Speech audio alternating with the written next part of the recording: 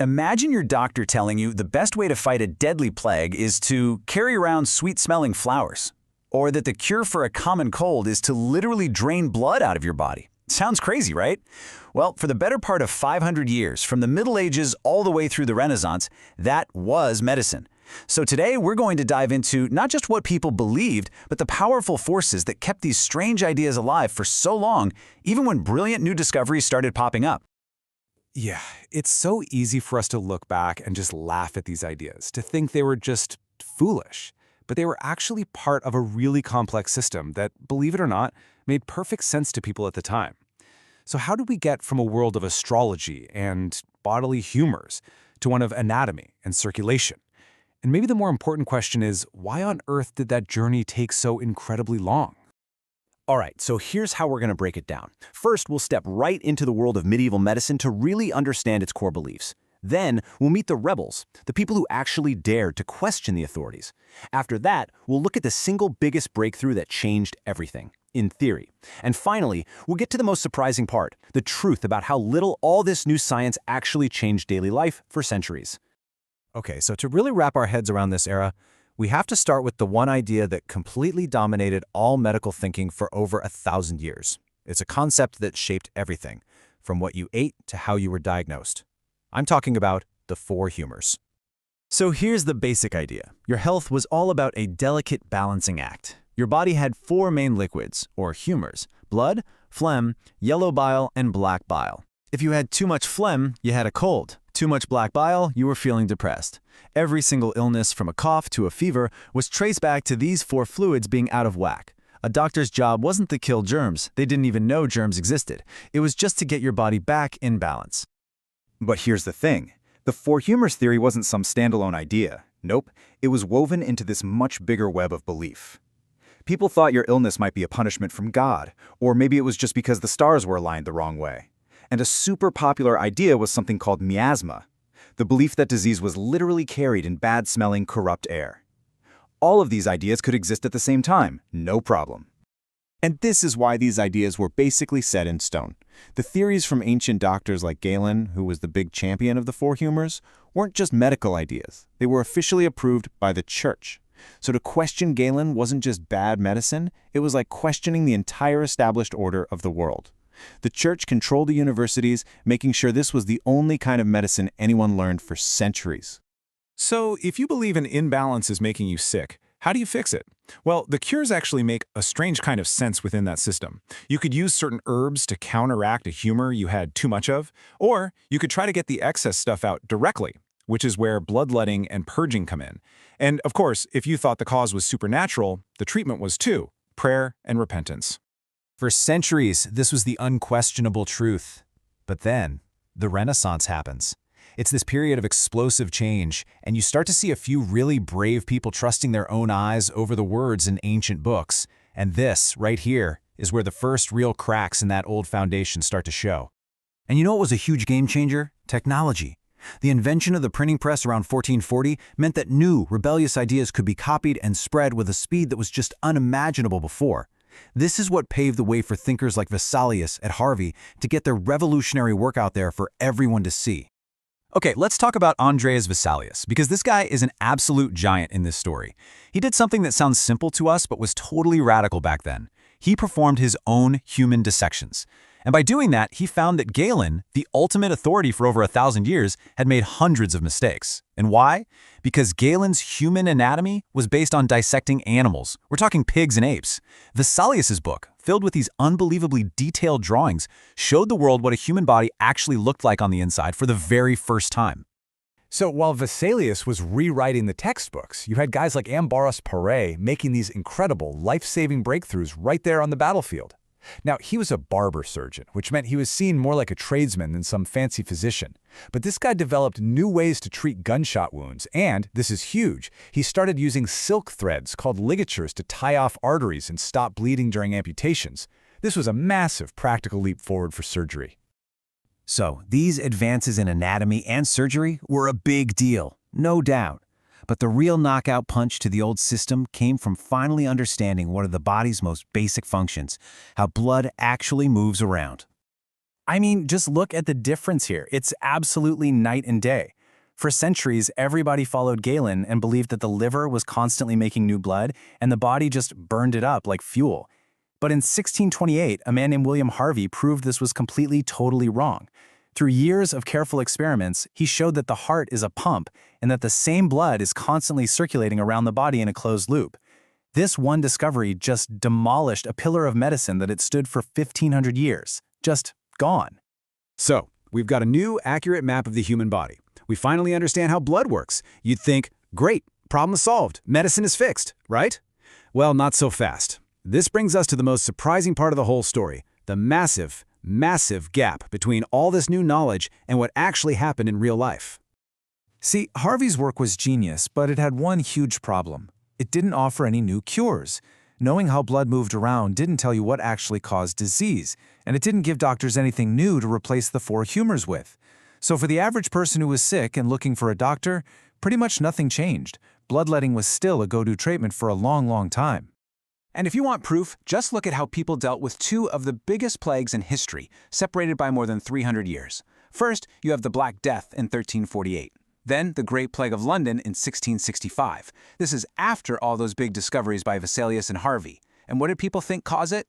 Still miasma, bad air, and supernatural stuff. The treatments? Still prayer and herbal remedies. All that amazing intellectual progress had almost zero impact on how people actually handled a massive public health crisis.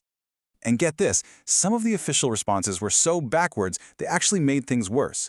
During that 1665 plague, the city authorities ordered a mass killing of cats and dogs because they wrongly thought they were spreading the disease. The terrible, tragic irony is that this probably made the plague much, much worse. Why? Because it let the population of rats and all the infected fleas they were carrying absolutely explode. And that right there is the real takeaway from all of this. A scientific breakthrough is one thing, but changing the way an entire society thinks, that's something else entirely.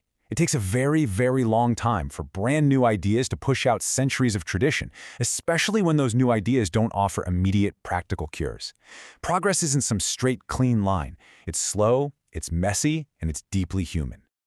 So that leaves us with a pretty wild thought to chew on. It's one thing to look back at the past and see all the mistakes, but it really makes you wonder, what widely accepted ideas or common practices that we have today will look completely absurd to people 500 years from now? What are our modern-day four humors?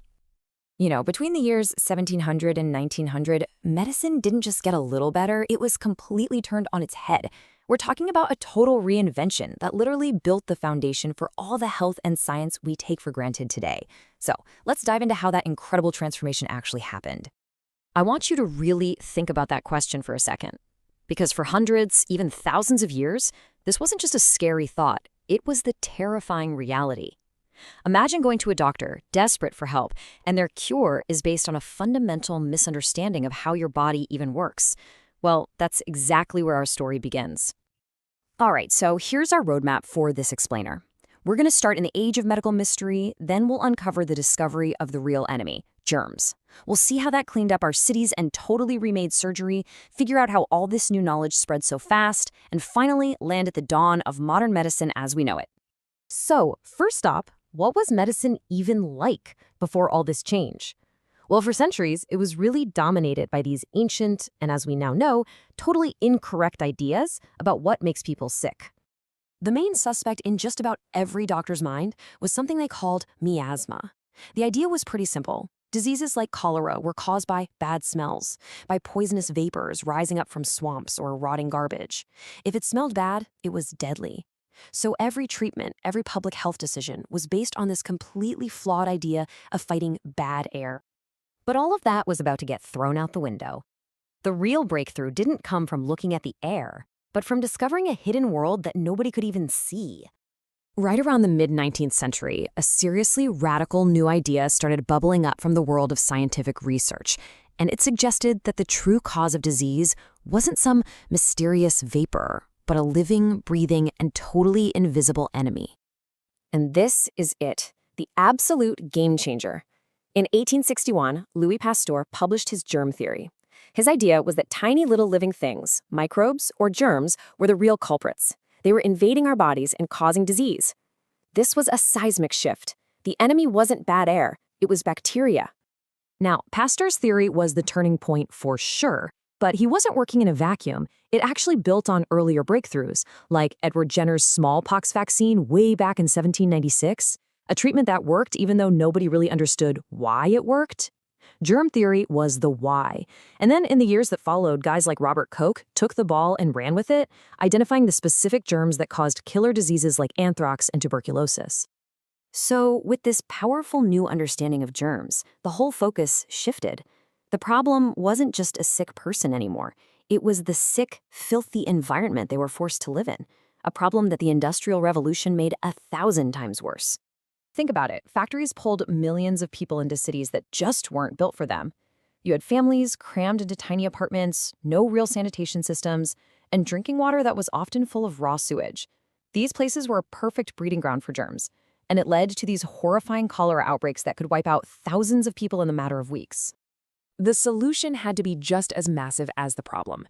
It really started with reformers who gathered the data and proved the undeniable link between filth and disease. That evidence spurred governments to finally act, passing these huge public health acts. And this wasn't just paper pushing, it led to real, concrete infrastructure. Cities started building modern sewer systems, making sure water was clean, and holding local governments responsible for keeping people healthy. They were finally fighting the germs, not just the smells. So while cities were getting cleaner on the outside, a whole other war against germs was about to kick off in one of the most terrifying places imaginable, the operating room. Because believe me, before this era, surgery was an absolute nightmare. Just look at the difference here. On the left, you have the grim reality. Surgeons had to be lightning fast because their patients were wide awake, feeling everything. Speed was everything. Precision was a luxury. Then, in the 1840s, anesthetics like ether and chloroform show up, and suddenly, the patient feels no pain. Surgeons could finally slow down, take their time, and perform complex operations that were just impossible before. It felt like a miracle, but there was a catch, a really big one. And here is that shocking twist. With these new, longer surgeries, way more patients were surviving the operation itself, only to die a few days later from horrible infections. Why? Well, the surgeon's unwashed hands, their dirty tools, the open wound itself, they were all wide open doors for germs. So the very invention that conquered pain had accidentally unleashed a different kind of killer. The answer to this deadly puzzle came from a surgeon named Joseph Lister. He'd read Pasteur's germ theory and had a light bulb moment. What if germs were causing these infections after surgery? His solution was to use carbolic acid as an antiseptic, to clean instruments, the surgeon's hands, and even the wound itself to kill the germs. It was another massive leap forward, connecting the dots from the lab right to the operating table. Okay, so we've got germ theory, we've got public health, we've got antiseptic surgery. These are incredible ideas. But an idea is useless if it just stays with one person, right? So how did all of this new knowledge spread across Europe and become standard practice? I mean, just look at the pace of this. It's wild. All these world-changing breakthroughs happened within a single lifetime.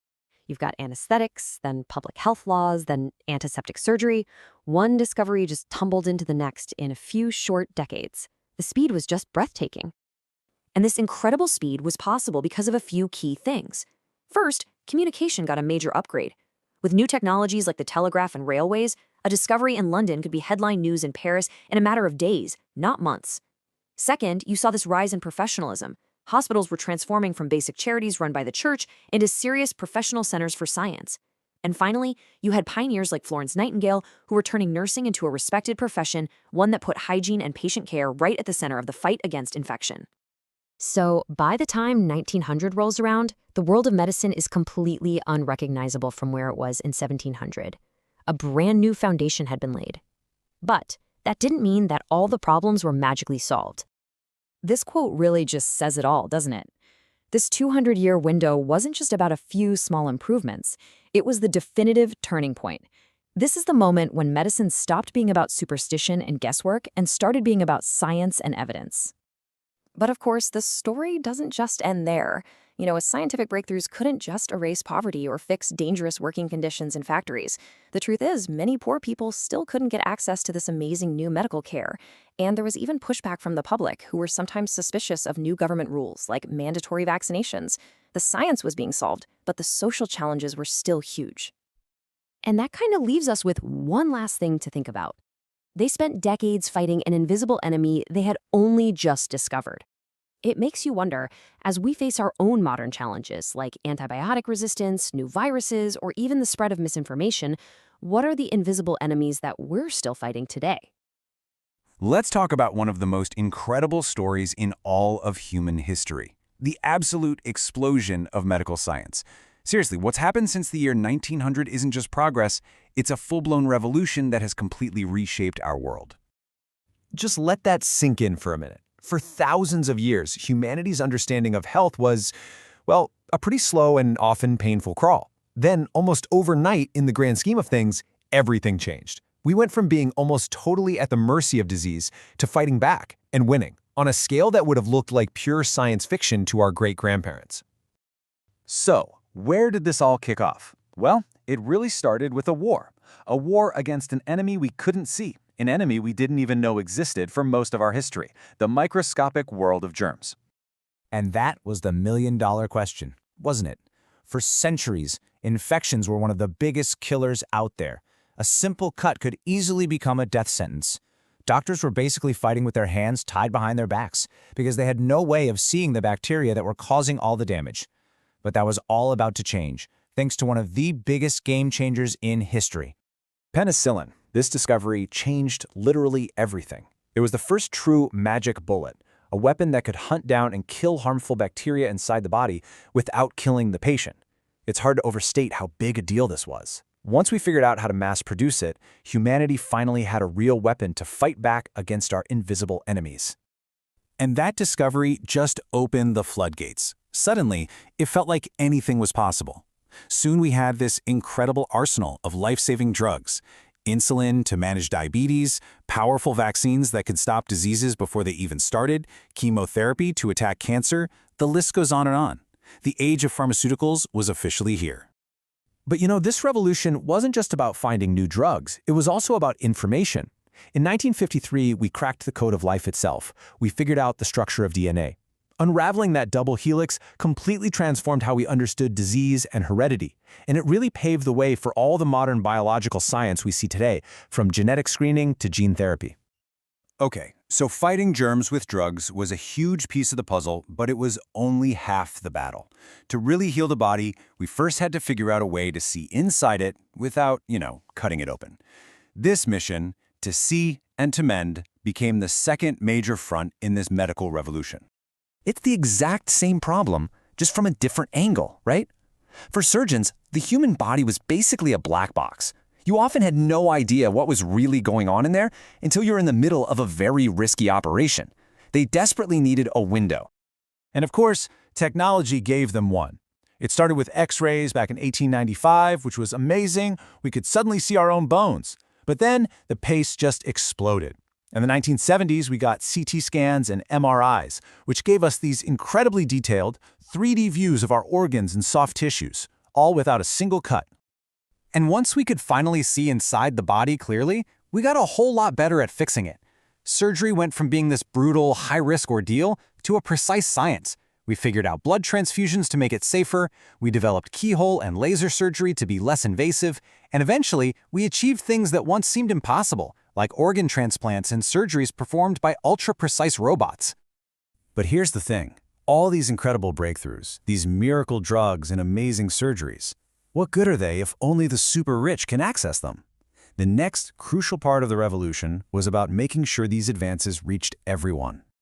So, while all this amazing tech was developing, a totally different kind of revolution was happening, a social one. And this year, 1948, it represents a single, powerful idea that would forever change how we think about a nation's responsibility to the health of its people. This is when Great Britain created the National Health Service, the NHS. And the idea behind it was simple but absolutely profound, that good healthcare should be a fundamental human right, not something you can only get if you can afford it. By making it free for everyone, systems like this threw the doors open to all those medical marvels we've been talking about, for everybody. And that wider societal approach led to another massive shift in thinking. Instead of just waiting for people to get sick and then trying to fix them, we started to focus on preventing them from getting sick in the first place. This led to massive public awareness campaigns, anti-smoking laws, huge vaccination programs, and screening services to catch diseases early. The whole idea became prevention is better than cure. Which, of course, brings us to today. After 120 years of unbelievable progress, you'd think the war is basically won, right? Well, not exactly. The truth is, we're now facing a whole new set of challenges, and funnily enough, a lot of them are problems that were born directly out of our own success. Think about it. The great victories of the 20th century were things like beating bacterial infections, making surgery safe, and giving millions access to care. But the challenges of the 21st century, they look a little different. Now we're dealing with antibiotic resistance, the threat of brand new viruses, and some really tricky ethical questions that come with our newfound power over our own genetics. And this is the great paradox of modern medicine. Take antibiotics, our greatest weapon. We've used them so much and sometimes so carelessly that the bacteria are actually evolving to fight back. They're becoming resistant, creating these terrifying superbugs. In a weird way, our own success has helped train our enemy to be even stronger. And that leaves us with this final, really important question. Our medical power today is greater than it has ever been. I mean, we can edit genes, create artificial organs, analyze our health in breathtaking detail. It's incredible. But as we stand here on the edge of this brave new world, we have to ask ourselves, is our wisdom ready to guide all this power? Because how we answer that question is going to define the next chapter for all of us. You know, there was this one conflict that pretty much defined the entire second half of the 20th century. A crazy, high-stakes, global rivalry, fought not with armies clashing on a battlefield, but with spies, with proxy wars, and with the constant, terrifying threat of nuclear war. Today, we're going to dive deep into the Cold War, that massive ideological clash between the United States and the Soviet Union that kicked off almost the Second World War II ended. I mean, just stop and think about that for a second. How on earth do two nations who were allies in defeating one of the greatest evils in history turn into bitter enemies, like practically overnight? It seems wild, right? Well, that is the core question we are unpacking here. And the answer, it turns out, lies in two completely different visions for what the world should look like after the war. And boom, right here, this lays out the fundamental problem. On one side, you've got the United States, championing free market capitalism and democratic elections. And on the other, you have the Soviet Union, pushing a state-controlled communist economy under single-party authoritarian rule. We're not talking about minor policy differences here. These were opposing blueprints for civilization itself, and that fueled decades of deep suspicion and global competition. So, the victory parades had barely even ended when the alliance that won the war started to completely fall apart.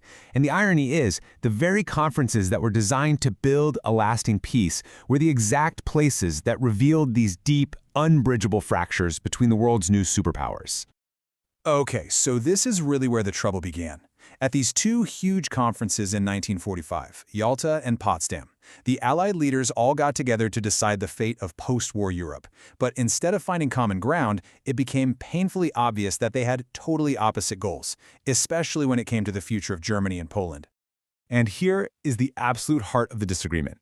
The U.S. was looking at this, thinking about how the economic chaos after World War I led to World War II, and their goal was to promote free elections and rebuild economies. But the Soviet Union, they had been brutally invaded by Germany twice in just 30 years. They were absolutely obsessed with security.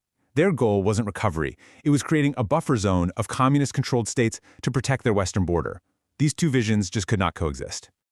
All right, so now we get to the period between 47 and 49, and this is where all that ideological disagreement starts to harden into actual policies and military standoffs. This is when that famous phrase from Winston Churchill, the Iron Curtain, stops being a metaphor and starts becoming a very real line drawn across the continent of Europe. And that leads us to probably the single most important word in American foreign policy for the next 40 years: containment.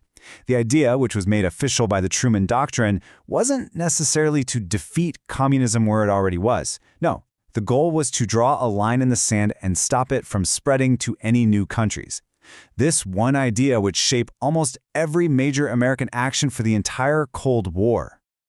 And wow, did things escalate quickly. In 47, the Truman Doctrine makes containment official policy. Just a year later, the Marshall Plan starts pumping billions of dollars into Western Europe, a strategic move to make capitalism look really appealing. Well, Stalin saw this not as help, but as a direct attack, And his response?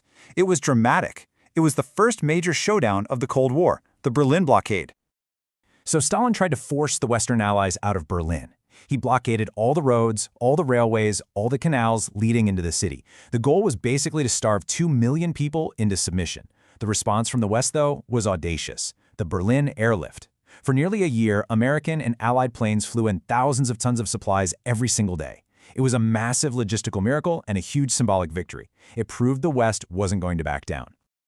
That Berlin crisis really solidified the division of Europe, and it pushed the entire conflict onto the global stage. What had started as a dispute over Germany was now a worldwide confrontation, and it was about to get formalized through massive military alliances. And the most visible symbol of this new reality was Germany itself. By 1949, the country was officially split into two: West Germany aligned with the West, and East Germany controlled by the Soviets, a divided nation right in the heart of a divided continent. With the continent split, military alliances followed right behind. The United States led the creation of NATO, the North Atlantic Treaty Organization, which was a collective defense pact. An attack on one was an attack on all. In direct response, the Soviet Union created its own version for the communist bloc, the Warsaw Pact. The world was now officially organized into two opposing, heavily armed camps. Now, since the direct war between the US and the USSR would be a nuclear catastrophe, they came up with a new way to fight each other: the proxy war. The idea was that the superpowers would avoid a direct fight by instead supporting opposite sides in smaller, regional conflicts all around the world. And the very first major test of this proxy war strategy came in Korea, when the Soviet-backed Communist North invaded the South. The US and the United Nations jumped in to defend South Korea. And just like that, for the first time, the Cold War turned officially hot, spilling over into a brutal conflict on the Korean peninsula. But this competition wasn't just stuck on Earth. Two new arenas opened up. One was absolutely terrifying, the race for nuclear supremacy, and the other was completely awe-inspiring, the race for dominance in space. As both superpowers raced to build these massive nuclear arsenals, a really chilling new strategy emerged: nuclear deterrence. The logic was kind of twisted, right? The idea was that if both sides had enough power to completely annihilate each other, then neither would ever be crazy enough to actually start a war. It was this fragile, terrifying peace, held together only by the threat of mutually assured destruction. At the very same time, the rivalry blasted off into orbit. The space race was on, and in the early days, the Soviets were winning, big time. They stunned the world when they launched Sputnik, the first ever satellite. Then they did it again in 1961 when Yuri Gagarin became the first human in space. These weren't just scientific achievements, they were huge propaganda victories for the USSR. And all of this, the arms race, the proxy wars, the space race, it all builds to this one terrifying climax, a moment where all the theories and all the posturing came incredibly close to becoming reality. We are talking about the Cuban Missile Crisis of 1962. You know, the question on this slide is not an exaggeration. For 13 straight days, the world was genuinely on the brink of a nuclear holocaust. This was, without a doubt, the most dangerous moment of the entire Cold War. So here's what happened. American spy planes, flying high over Cuba, found undeniable proof. The Soviet Union was secretly building nuclear missile sites on the island, just 90 miles from the coast of Florida. For the first time, major American cities were within range of a devastating Soviet strike with almost no warning. 13. For 13 days, the world watched as a tense naval blockade, secret negotiations, and military alerts brought the US and the USSR closer to a direct war than ever before or since. The fate of humanity was literally hanging in the balance. Thankfully, disaster was averted. Through some incredibly tense back-channel negotiations, a deal was struck. Publicly, the Soviets agreed to remove the missiles from Cuba, and secretly, the US agreed that it would later remove its own missiles from Turkey. The world could finally, collectively, breathe again. The Cuban Missile Crisis was this terrifyingly important lesson for both sides. It proved just how real the danger of nuclear war was, but it also showed that even in the absolute most heated moments, diplomacy, actually talking, was the only way to pull the world back from the brink of disaster. The immediate crisis was over, but the Cold War itself would rage on for decades more. But that near-death experience, it changed everything. It forced both sides to confront the horrifying reality of their rivalry.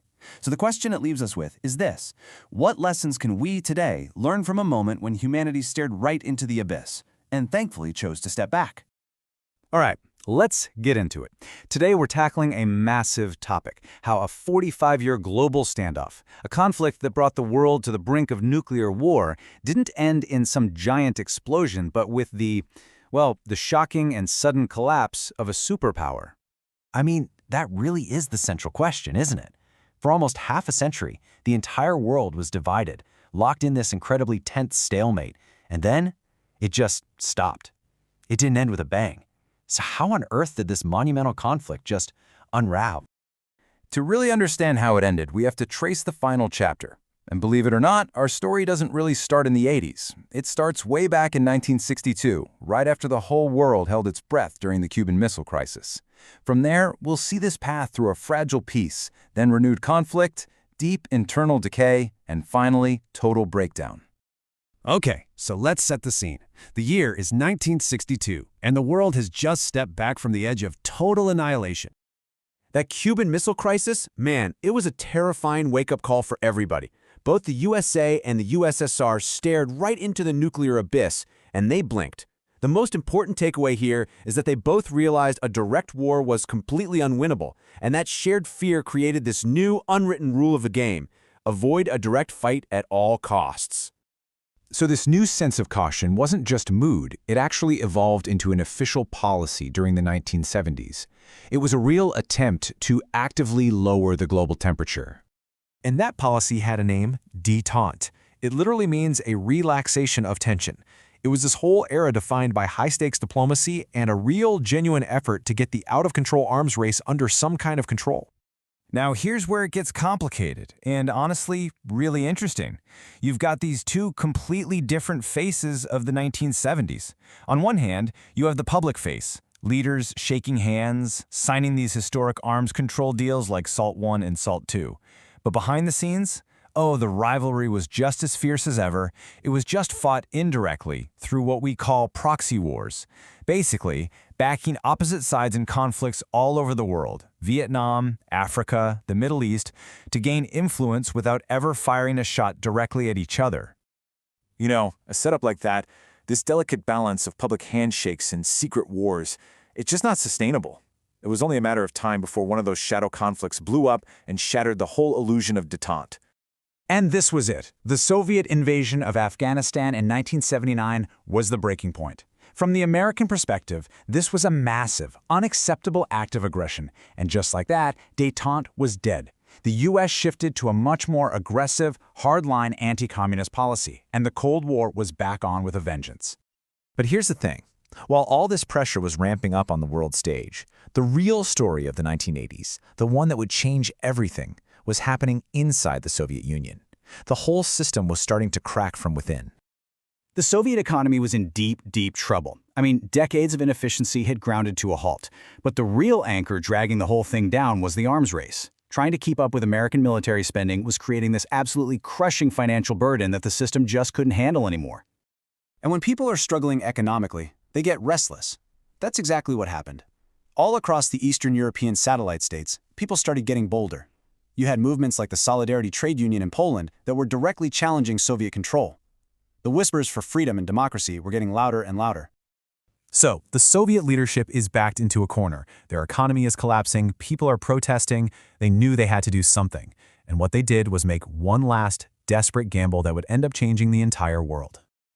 And this is where Mikhail Gorbachev steps onto the stage. Now, his goal was to save the Soviet Union. He wanted to reform it, to make it stronger.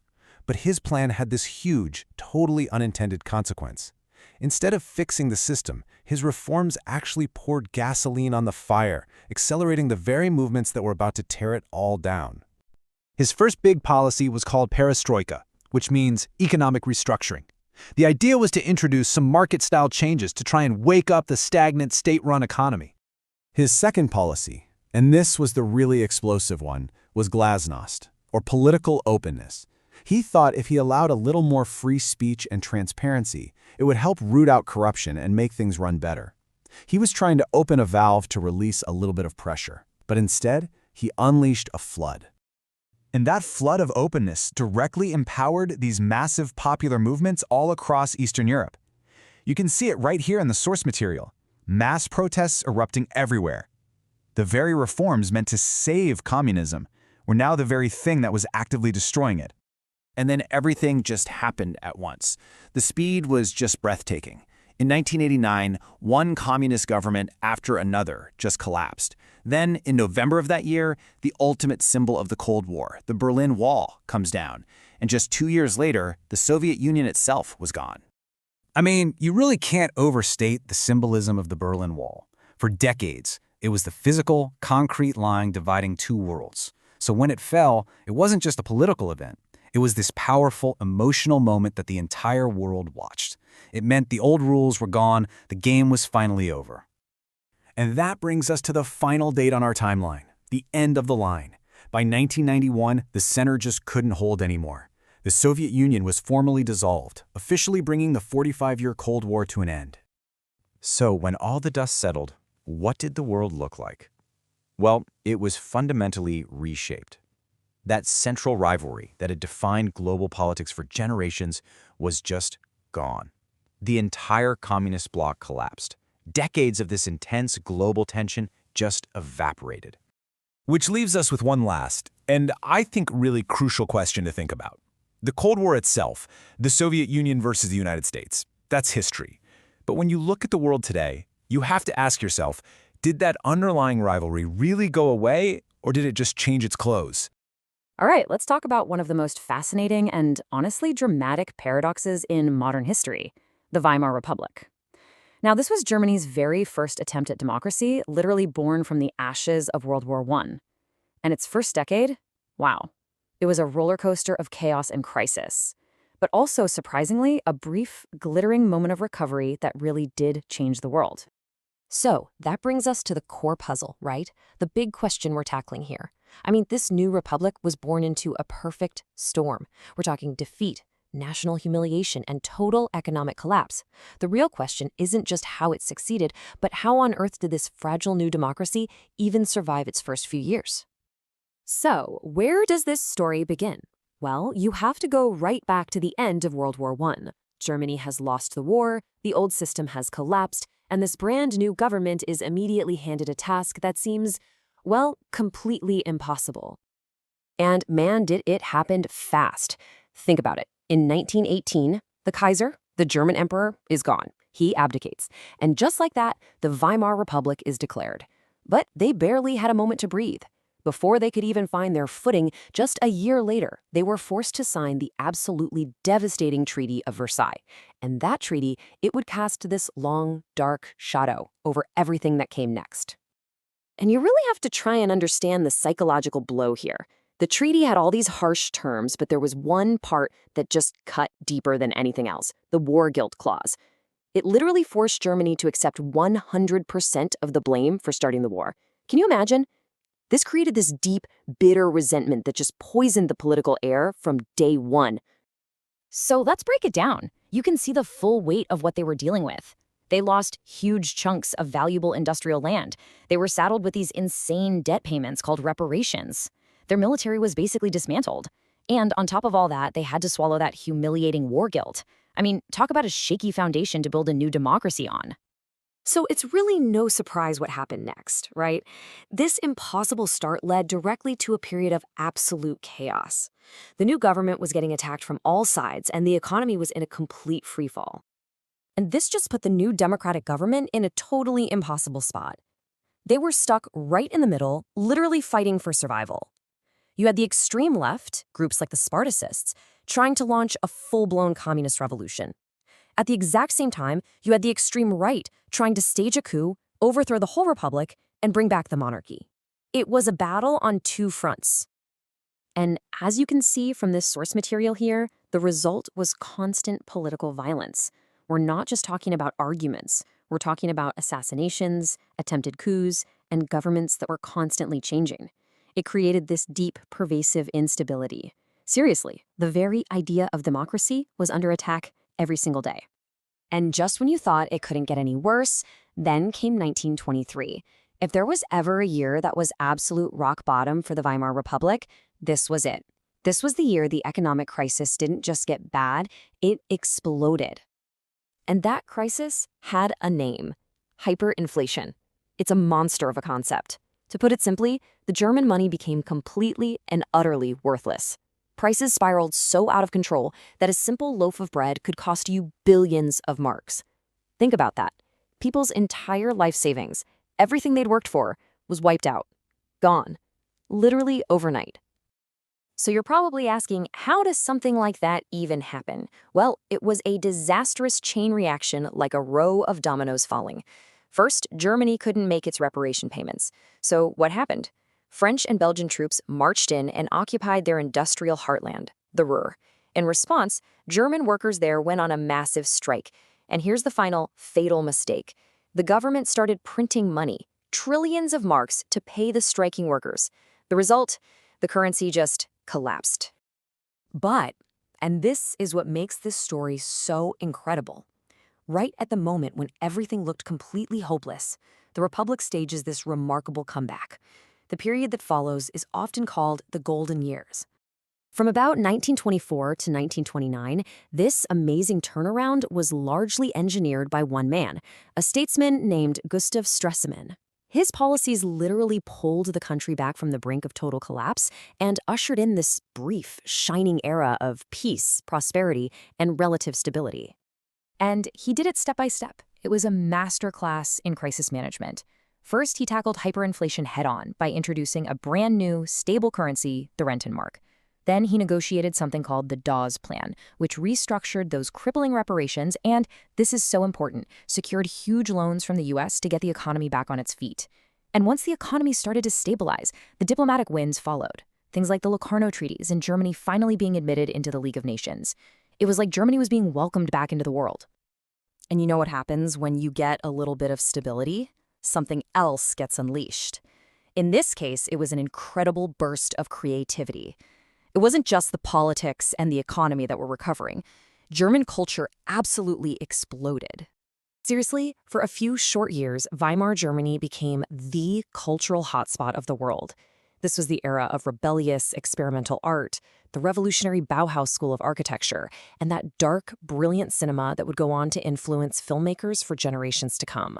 It was a genuine explosion of modernism. But, and there's always a but in this story, isn't there? Here's the final crucial piece of the puzzle.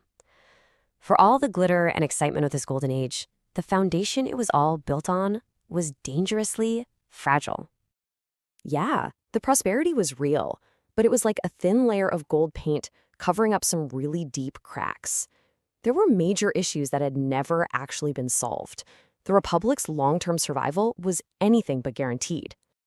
In fact, you could say there were 3 fatal weaknesses lurking just beneath the surface. First, that deep resentment over the Treaty of Versailles. It never really went away. Second, that whole economic recovery, it was dangerously dependent on loans from the United States. And third, those extremist political groups on the left and the right, well, they hadn't gone anywhere. They were just waiting. So that really leaves us with this final chilling thought, doesn't it? A stability that's built on borrowed money and simmering, unresolved anger, well, that's an incredibly vulnerable kind of stability. The real question wasn't if another crisis was going to hit, but when. And what would happen to the fragile republic when it did? Welcome to The Explainer. Today, we're tackling one of history's most chilling questions. How did the Nazi Party, a fringe group with almost no support, legally seize control of an entire nation? Okay, so let's just dive right into the numbers, because this is staggering. In 1928, the Nazi Party was, a political afterthought. They got less than 3% of the vote. But look at this. Just 4 years later, in July of 1932, they explode. They become the largest party in the German parliament with 37% of the vote. And let's be super clear here. This wasn't a military coup. This was a legitimate surge at the polls. So how in the world does that happen, right? How does an extremist party capture the imagination of a nation so quickly? Well, to understand this, you really have to look at the perfect storm of crises that just battered Germany's young democracy, the Weimar Republic, all at once. Now, the first part of that storm was all about the economy. It was a catastrophic financial collapse that shook the entire country right to its very core. You see, the Wall Street crash of 1929 sent shockwaves all across the globe, but Germany was uniquely vulnerable. Its whole economy had been propped up by American loans, and when that American money suddenly dried up, the German economy just fell off a cliff. And the result? It was absolutely devastating. By 1932, a staggering 6 million people were out of work. Think about that. Industrial production plummeted, businesses were failing left and right, and families were losing everything. This wasn't just a recession. It was a deep national trauma. And with that kind of trauma comes anger. Of course it does. People looked to their democratic government, the Weimar Republic, for answers, but the leadership just seemed weak, divided, and frankly, totally incapable of stopping the freefall. Faith in democracy itself just began to crumble. So, this economic desperation, it quickly turned into a political powder keg. As faith in the whole system just evaporated, a really dangerous power vacuum started to form. The government became completely unstable. It was a revolving door of chancellors, guys like Heinrich Brüning, Franz von Papen, Kurt von Schleicher. They came and went in rapid succession. They just couldn't form stable coalitions in the parliament, and that led to constant gridlock. Nothing was getting done. So to get around this gridlock, leaders turned to this really dangerous tool, Article 48. Now, this was basically an emergency clause in the Constitution that let the president bypass Parliament entirely and just rule by decree. What was meant for, a true national emergency became a routine way to govern. They were effectively sidelining democracy long before Hitler even took power. And into this vacuum of economic despair and political weakness stepped the Nazi Party. And you have to understand, they didn't just get lucky. They had a ruthlessly effective playbook for exploiting all of this chaos. Nazi propaganda, which was masterminded by Joseph Goebbels, offered simple, powerful, and of course, toxic answers. They blamed Germany's leaders for the humiliating Treaty of Versailles. They promised to restore national pride. And most of all, they offered what a desperate public was craving, a single, strong leader to come in and fix everything. As the political center just completely collapsed, Germans fled to the fringes. The Communist Party was gaining strength on the left, and that in turn absolutely terrified the middle and upper classes.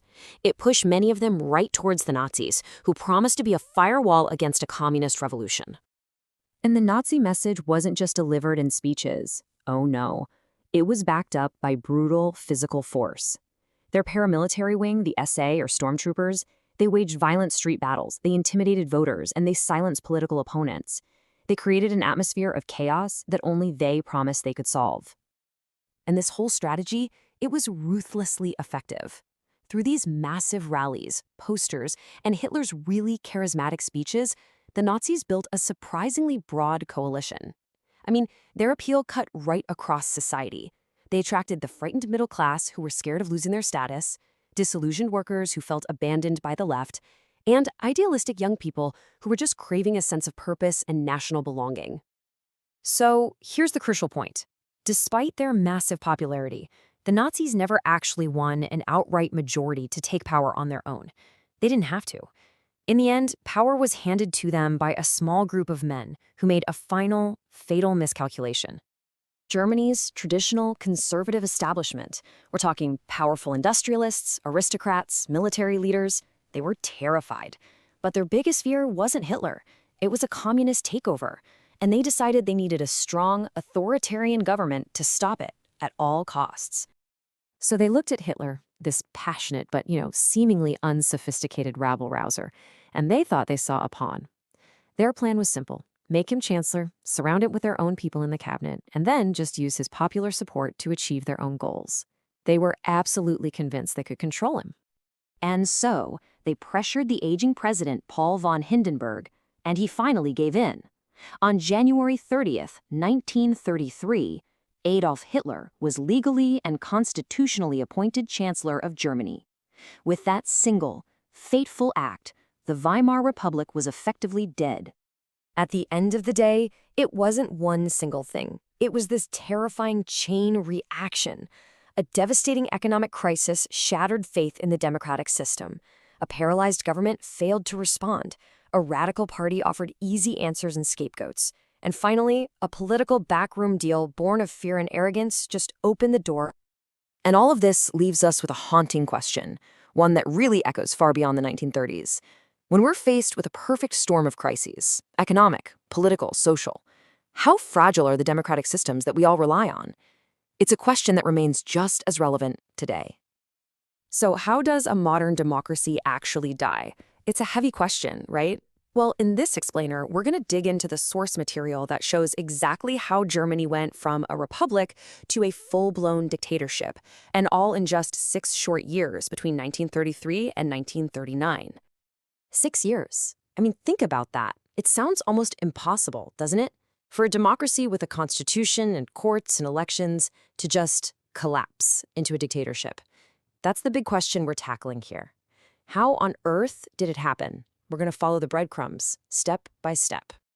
Okay, so our story really kicks into high gear in 1933. And I've got to say, the speed of what happens next is just staggering. This is the year the very foundations of German democracy were systematically taken apart. Just look at this timeline. The pace is absolutely breathtaking. In January, you've got Hitler being appointed chancellor, which, on the surface, seemed like a normal political move. But then, bam! 1 month later, the Parliament building catches fire. And that fire becomes the perfect excuse to just erase civil liberties. Freedom of speech, freedom of assembly, gone. And by March, the final nail in the coffin of democracy is hammered in. And that final nail? It was called the Enabling Act. Now, here's what's truly chilling about this. This wasn't some violent coup in the streets. No, this was a law passed by the government itself. It basically handed Hitler the power to make any law he wanted. No parliament needed. It wrapped everything he did in this fake cloak of legality. Think about that for a second. Democracy was essentially tricked into voting itself out of existence. So, once democracy was legally out of the picture, the next phase was all about consolidating that power. It was time to build what they called the Führer state. You know, getting absolute power isn't just about controlling the country. You've got to control your own party, too. The SA, the party's original stormtroopers, had gotten a little too powerful and were seen as a threat. So what happens next is the Night of the Long Knives, a brutal, violent internal purge to eliminate rivals. It was a clear message. Hitler was in total control of his own movement, period. And then, the last piece of the puzzle falls into place. President Hindenburg dies. He was really the last potential check on Hitler's power. So with him gone, Hitler just merges the 2 top jobs, chancellor and president, into one brand new, all-powerful position, the Führer, the sole absolute leader. Okay, so you've got this absolute power. How do you hold on to it? Well, you build an ironclad system of control. You've got the Ministry of Propaganda to shape what everyone thinks. You've got the Gestapo, the secret police, and the elite SS using pure terror to make sure everyone stays in line. You've got widespread censorship, controlling everything people see and hear. And then you have local party groups reaching into every single neighborhood, every town, every city. All these pieces, they were all part of building one thing, a totalitarian state. And we need to be clear, that's way more than just a standard dictatorship. We're talking about a system where the state controls everything. Your job, who you hang out with, your family life, the whole concept of a private life, a life separate from the state, it just ceases to exist. All right, so with total control locked down, the regime starts this absolutely massive project to engineer a whole new society from the ground up, all based on its ideology. So what did that actually look like for everyday people? Well, economically, it was kind of a 2-pronged attack. On one hand, they launched huge public works projects and started rearming the military. This did a great job of cutting unemployment, but the secret goal? It was all about getting the nation ready for war. And then there's social life. The goal there was total conformity. They pushed really traditional gender roles, and then you had groups like the Hitler Youth, designed to indoctrinate kids, to make sure their first loyalty was always to the state, not even their own families. And we have to talk about the dark, rotten core of this new society. It was all built on a horrifying ideology of racial purity. This wasn't just some background noise. The state actively engineered persecution. They targeted anyone they considered undesirable, but they had a special, relentless focus on Germany's Jewish citizens. And this is important to understand. This wasn't just random acts of violence. It was a cold, calculated, step-by-step process. Step 1. Use propaganda to turn neighbor against neighbor, to isolate these groups. Step 2. Attack them economically. organize boycotts of their shops and businesses. And then the final terrible step: make all this hatred and discrimination the official law of the land. And that final step came in the form of the Nuremberg Laws. These laws were devastating. They legally stripped Jewish Germans of their citizenship. They made it a crime for Jews and non-Jews to marry or have relationships. Suddenly, this wasn't just a hateful idea anymore. It was baked into the legal system. It laid the formal groundwork for everything that came next. So with Germany itself almost completely transformed, the regime starts to look outward. And its foreign policy was just as aggressive as its domestic one. The new goal? To completely tear up the map of Europe that was drawn after World War I. And the driving force behind all this was one singular goal: destroy the Treaty of Versailles. You remember, that was the treaty that ended the First World War? It hit Germany with really harsh terms, and Hitler's promise to rip it to shreds was a huge reason he got so popular in the first place. And you can see the aggression just ramp up step by step. In 36, German troops marched back into the Rhineland, a total violation of the treaty. In 38, they annex Austria. A few months later, the Munich Agreement basically hands them a big chunk of Czechoslovakia. You see, each of these moves was a massive gamble. They were betting the other powers in Europe would just do nothing. And every single time the bet paid off, which only made them bolder for the next move. And that brings us to 1939. After only 6 years, the unbelievable transformation we've been walking through is, for all intents and purposes, complete. So let's just take stock of where we are by 1939. The Germany of 1933 is gone. In its place is a highly centralized state where any and all opposition has been totally crushed. Nazi ideology isn't just an idea, it dictates everything. The whole country, the economy, the people, the youth, has been turned into a massive engine, getting ready for one thing: war. And as the source material really drives home everything we've talked about, the legal tricks, the power grabs, the re-engineering of society, it was all building toward one single terrible moment. As the source puts it, tensions escalating toward the invasion of Poland and the outbreak of World War II. That 6-year transformation wasn't the end goal, it was just the warm-up. You know, the playbook laid out in the source material is pretty clear, isn't it? First, you dismantle the law. Then you consolidate power. Then you re-engineer society. And then you expand. So it leaves us with a really big critical question to think about. What does this whole explainer, this 6-year timeline, reveal about the actual mechanics of radical political change? And maybe more importantly, where do the real vulnerabilities of any democracy actually lie? So just imagine for a second, you've just been handed the throne of a kingdom that's basically on the verge of total collapse. Well, that was the reality for Queen Elizabeth I back in 1558. In this explainer, we're going to break down the critical first 10 years of her reign. And believe me, this was the decade that would either make her a legend or see her entire kingdom just fall apart. If you're revising this period, these are the moments you absolutely have to get your head around. Okay, so this source text, it really lays out the minefield Elizabeth had to walk through from day one. We're talking political plots, intense religious fury, and just plain social chaos. What we're going to do is pull apart each one of these challenges. Think of this as your essential guide to how Elizabethan England was built. And that really is the big question, isn't it? England was in turmoil. Her own claim to the throne was being questioned left and right. And she had powerful enemies, both at home and abroad. So how on earth did she not only survive all that, but actually thrive? Let's break down her strategy.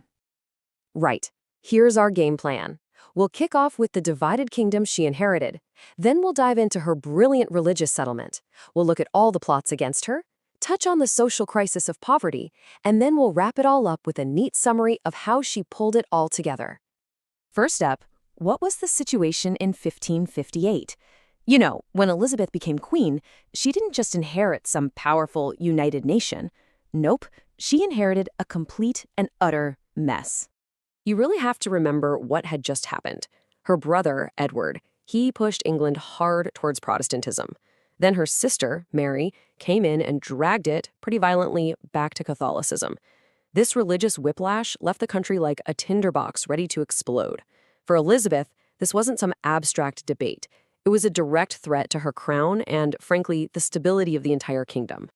Which brings us right to her first and maybe her most important challenge: religion. She had to figure out a way to heal these incredibly deep wounds without starting a full-blown civil war. Seriously, think about it for a second.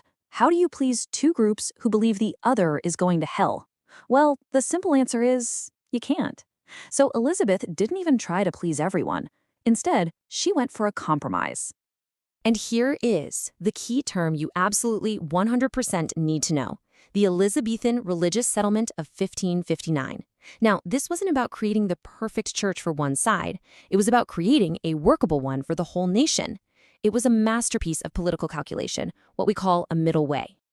The settlement was basically built on two main pillars. First, you've got the active supremacy. This put her in charge of the church. But, and this is the clever bit, notice the title Supreme Governor, not Supreme Head. Such a genius move. It gave her authority without directly stomping on the Catholic belief that only the Pope could be the head. Then, the active uniformity made worship standard across the country, basically forcing everyone into one unified English church. But, a compromise rarely makes the people on the fringes happy. And this is where you can really see the tightrope Elizabeth was walking. The hardline Catholics, they just would not accept her authority over the Pope. But at the same time, the really radical Protestants, the Puritans, they felt she hadn't gone nearly far enough. To them, the new church still looked and smelled way too Catholic. And let's be clear, this was not optional. Elizabeth used the full power of the state to make sure people followed the rules. The Privy Council, church courts, they all got to work. You got fined for skipping church, and if you refused over and over again, you could be thrown in prison as a recusant.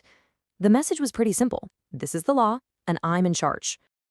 Okay, so even with this fragile religious peace, Elizabeth's throne was far from safe. And that brings us to her next huge challenge, the constant political plots that were aimed at getting her off the throne. And I mean, the threats were coming from everywhere. At home, you had these powerful Catholic nobles who saw her as illegitimate. They much preferred her cousin, Mary, Queen of Scots, who had a really strong claim to the throne. This discontent was already bubbling away and would later explode in the revolt of the Northern Earls. And then, looking abroad, the Catholic superpowers of France and Spain were watching her every move. So how did she deal with all this? Well, through some very shrewd political management. She was an absolute master at handling her Privy Council. That's her core group of advisors. She would encourage debate, listen to all the different arguments, and that stopped any one person or faction from getting too powerful and trying to challenge her. She also expertly used a system called patronage. Now, this is another essential concept for your revision. By giving out valuable titles, jobs, and land, she made it so that the most powerful men in the country needed to be loyal to her. Their own success was completely tied to her success. It was a brilliant way to build a loyal and solid power base. But it wasn't all just about high politics and religion. For the average person living in England, life was incredibly tough, and that created a whole other threat to Elizabeth's stability. Just look at this list of issues. The population was booming, which pushed prices way up. That's inflation. Then you throw in some bad harvests, and you've got a recipe for disaster. We're talking widespread poverty, homelessness, or vagrancy, as they called it, and the constant danger of riots and unrest from people who were just desperate. Now, the government did try to respond. They created some early versions of what we'd call poor laws to try and keep social order. But you have to remember, this is an age without a modern police force or anything like that, so actually enforcing these laws across the whole country was a massive, massive challenge. So, let's recap. We've seen religious division, political plots, and a huge social crisis. Let's pull all of that together and summarize exactly how Elizabeth tackled each threat head-on. Honestly, this table is the perfect summary for your revision notes. For the religious problem, a divided kingdom, her solution was the middle way of the religious settlement. For the political problem, all those plots and threats, she used her Privy Council and the system of patronage. And for the social problem, poverty and unrest, she brought in early poor laws. See? Problem, solution. It's that clear. All of this work, all these challenges, it brings us to a really pivotal year, marking the end of that incredibly shaky first decade. By 1568, you could say she'd done it. She had weathered the storm, she'd consolidated her power, and she laid the foundations for a stable kingdom. But, and this is a big but, this was not mission accomplished. The threats from religious extremists and foreign powers, they hadn't just disappeared. They were just waiting.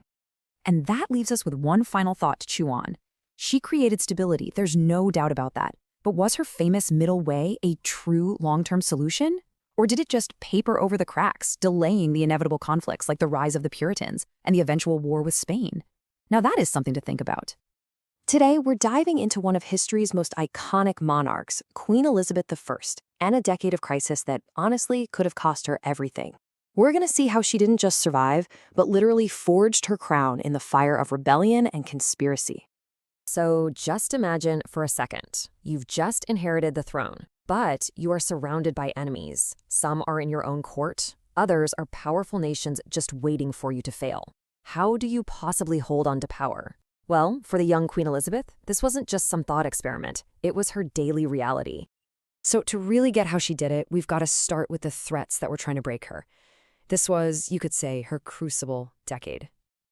Yeah, this 10-year stretch was Elizabeth's ultimate test. England was just deeply, deeply fractured over religion, and you had all these powerful figures at home and abroad who saw her as this illegitimate Protestant ruler. This wasn't just about political games. The very survival of her reign was on the line every single day. And right at the heart of this whole conflict were two queens. You had Elizabeth, the Protestant monarch, and then you had her cousin, Mary, Queen of Scots, a devout Catholic with a really powerful claim to the English throne. For Catholics all across Europe, Mary wasn't just an alternative. To them, she was the rightful queen. And that made her an incredibly dangerous magnet for every single conspiracy against Elizabeth. All this simmering tension, well, it was bound to boil over, and in 1569, it finally erupted into open rebellion in the north of England. This was the first major test of Elizabeth's strength. So in 1569, it all came to a head. A couple of really powerful Catholic nobles up in the north, the Earls of Northumberland and Westmoreland, they rose up. Their goal was simple, but it was also devastating: overthrow Elizabeth and put Mary, Queen of Scots, on the throne. They were basically fed up with Elizabeth's religious changes and their own loss of power. So the rebellion kicks off with this huge symbolic act. The Earls storm Durham Cathedral and hold a Catholic Mass. I mean, that's a direct slap in the face to Elizabeth's religious settlement. But their grand plan to march south and get more people on their side, it pretty much fizzled out. And that's when the Crown's response was unleashed. So why did it fail? Well, it boils down to two key reasons. First, the rebels just couldn't rally enough support from the rest of the country. And second, Elizabeth's government, led by her Privy Council, responded with absolute, decisive force. They used loyal militias to crush the uprising before it could even get off the ground. Now, this is what's really fascinating: Elizabeth's reaction. She was utterly ruthless. We're talking mass executions of the common rebels, just to make an example of them.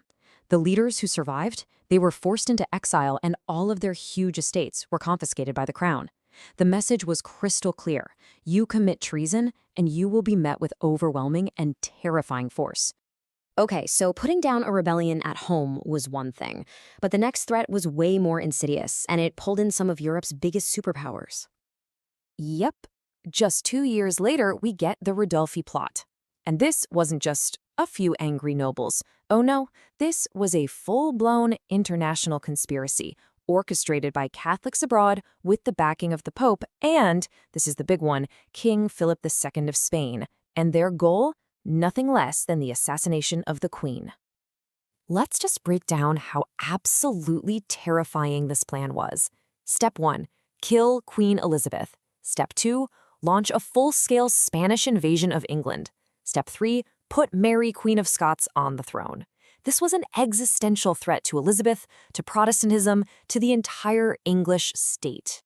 A threat of this magnitude, well, it required a totally new kind of weapon. Not an army, but a network of secrets and spies. You know, to defeat a conspiracy, Elizabeth's government realized it had to build one of its own. And this is where Elizabeth's government got really innovative. The plot was uncovered and foiled, not by soldiers, but by intelligence. This whole event really marks the rise of this sophisticated network of informants, code breakers, and double agents, all run by guys like Sir Francis Walsingham, Elizabeth's legendary spy master. State surveillance basically became a key tool for survival. So if you look at the decade as a whole, you can see this clear pattern emerging. Every single threat was met with an even bigger escalation of state power. After they crushed the rebellion and foiled the assassination plot, the government brought in much stricter laws against Catholics and systematically beefed up the Privy Council's power to enforce them. So, after a decade of rebellion, assassination plots, and all this international intrigue, where did that leave Elizabeth and her crown? Well, the shift in power over this decade was just dramatic. Look at this. At the start, the threat to the crown was dangerously high, and state authority was pretty weak. But by 1578, the situation had completely flipped. The threats had been crushed, and the authority of the state was stronger than it had ever been before. So yeah, by 1578, Elizabeth had totally navigated the storm. She'd crushed the most serious threats at home. She used these crises to actually reinforce her own authority. She built this feared intelligence machine, and she laid the foundation for the stability that would pretty much define the rest of her long reign. But, and this is a big but, this wasn't a final victory. Not by a long shot. The crown was secure, for now, but those underlying religious tensions were still simmering away. This decade was really just the opening act of a much longer struggle, and it foreshadowed later conspiracies like the Babington plot that would ultimately seal Mary's fate. And this all leaves us with a pretty provocative question. To survive, Elizabeth built one of the most effective surveillance states of her time. She secured her crown, she brought stability to her kingdom, but it came at the cost of increased state control and persecution. So, was that price for security worth it? Something to think about. Welcome to The Explainer. Today, we're jumping right into what might be one of the most dangerous decades in all of English history. We're talking plots, spies, and a massive invasion that could have completely toppled a queen, and honestly, changed the course of the nation forever. So you gotta ask, right? How on earth did one queen survive all of this? We're gonna focus on this really intense 10-year stretch, from 1579 to 1588. This was a time when her crown was under constant, and I mean relentless, threat, not just from other countries, but from right there at home too. And if you look at this timeline, you can see it's just one thing after another. The crises just kept getting bigger and bigger. So we're going to follow this chain reaction of events, starting with these shadowy plots inside her own court and ending up on the brink of all-out war. It's an amazing story of how she navigated this incredibly treacherous time. Yeah, this wasn't just one bad year for Elizabeth. It was a full-blown, decade-long storm. What's so wild is how everything was connected. You had religious conflict, political backstabbing, these huge international power plays, and it was all swirling together, building and building towards this massive, you could say almost inevitable confrontation. All right, so let's start with the first major threat. And here's the twist. It didn't come from some foreign army marching on England. Nope. It came from right inside her own kingdom, fueled by deep religious divides and, you guessed it, a rival with a claim to her throne. And at the dead center of all these conspiracies was one single, incredibly powerful figure, Mary, Queen of Scots. Now remember, she's Elizabeth's cousin. She's Catholic, and she has a very strong claim to the English crown. This made her a kind of living, breathing symbol, a rallying point for anyone and everyone who wanted to see Elizabeth gone. Okay, this slide really shows you how things were ramping up. Look at the shift here. The first big one, the Throckmorton plot, was all about a foreign invasion with Spanish help. Pretty serious, right? But then, just 3 years later, you get the Babington plot, and suddenly, it's a whole lot more personal and way more chilling. They were planning to directly assassinate the queen. But hold on, Elizabeth wasn't just sitting there defenseless. Oh no, she had a secret weapon. Her spy master, Sir Francis Walsingham. And his spy network, it was unbelievably effective. You can basically think of it as the 16th century version of MI6. This was really the first modern intelligence service, and they were working deep in the shadows to expose all these threats before they could happen. And it was Walsingham's spies who hit the jackpot.